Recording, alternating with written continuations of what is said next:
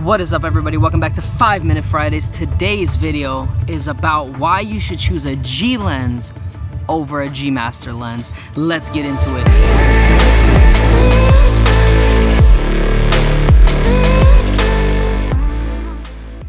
Alrighty guys, so I recently made a video about 3 lenses, the holy trinity of lenses when it comes to zoom lenses, of what lenses I would highly recommend for you guys to buy. Those lenses included a 16-35 G Master, a 24-70 G Master, and a 70-200. They recently just released a lens that falls into their G lens, their G series, not the G Master, it's their G series, which is one tier under.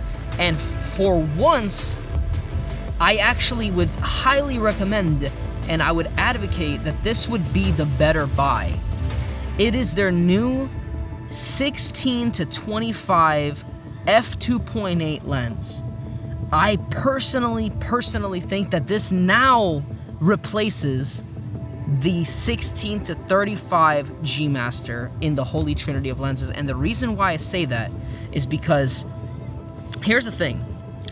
When you're paying $2,000 plus $2,000 for a 24-70, you pretty much already covering anything from 24 to 35 in that focal range, right? But now you're paying another $2,000 for a 16-35. But you're really not paying for a 16-35 anymore. At this point, you're truly paying for a 16 to like 24. Not even 16 to 23. So you're literally getting 16, 17, 18, 19, 20, 21, 22, 23, 8 focal stops or focal ranges in a sense. It's not worth it. It's not worth your money. You're paying $2,000. If someone said, hey, pay $2,500 for a 16 to 23, you'd be like, no way, not happening. Way too expensive, way overpriced. Why would never pay? Unless it was like an f1.2 or a 1.4 that had those 6 stops of focal range, sure, but at 2.8s, it's not really worth it, right? With that being said, this new lens is running you under $2,000. It's running you $1,200. That's a steal. We're talking half the price, and you only lose out on 2 focal stops, 24 and 25. But you're paying 16 to 23 at literally less than half the cost of what you're gonna buy a 16 to 35 for. You're still getting f2.8. You're getting a lighter lens. I think that this is now the king that is entering and now replacing that 16 to 35 in the trinity of lenses. I would highly recommend that one.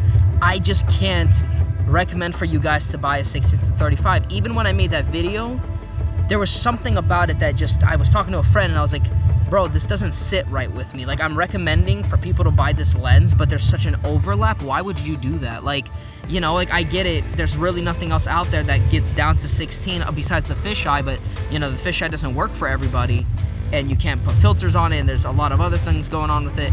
But, you know, I told them, like, there's a lot of overlap for the price, and yeah. So, with that being said, guys, this is the new king. Without a shadow of a doubt, this is the way to go about it, and this is what it is. So, guys, I mean, it's a beautiful day. Like I said, look at this day. I mean, it's nice. It's nice out here. But yeah, so I don't know. I mean, you're still getting great quality glass. There's no way I'm gonna sit you guys here because that sun is mean. That's pretty good. Okay. But yeah, let me walk somewhere where there's better lighting because the sun behind me is probably not gonna look the best.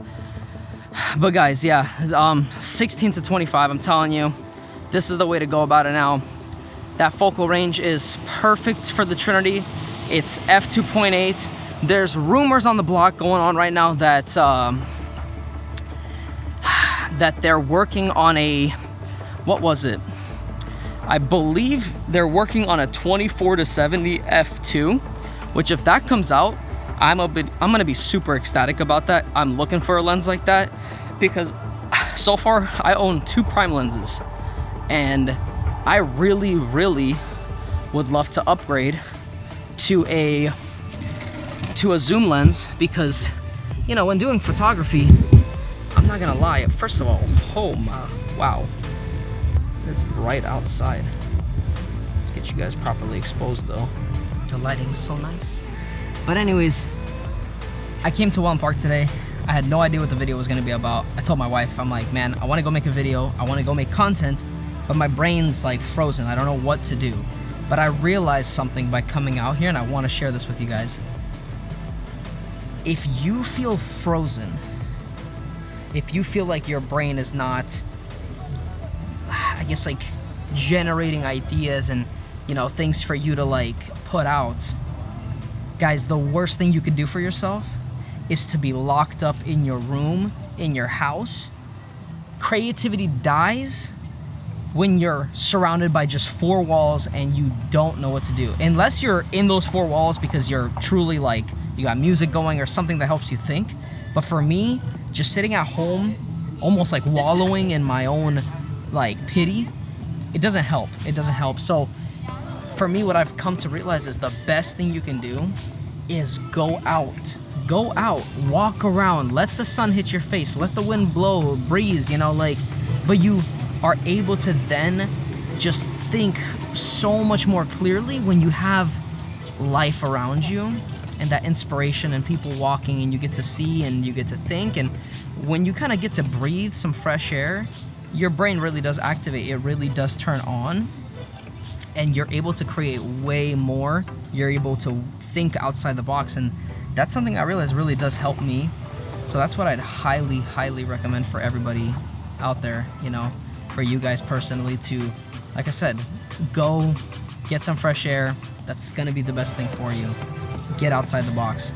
That right there is the message I want you to take away from this video. It's not all about the lenses, and it's not all about the technology and the equipment I'm gonna be reviewing, but it's about these little takeaways that I'm learning throughout this journey that I want to also pour into you guys, and that's my message for you today. And that, guys, is your 5-minute Friday news.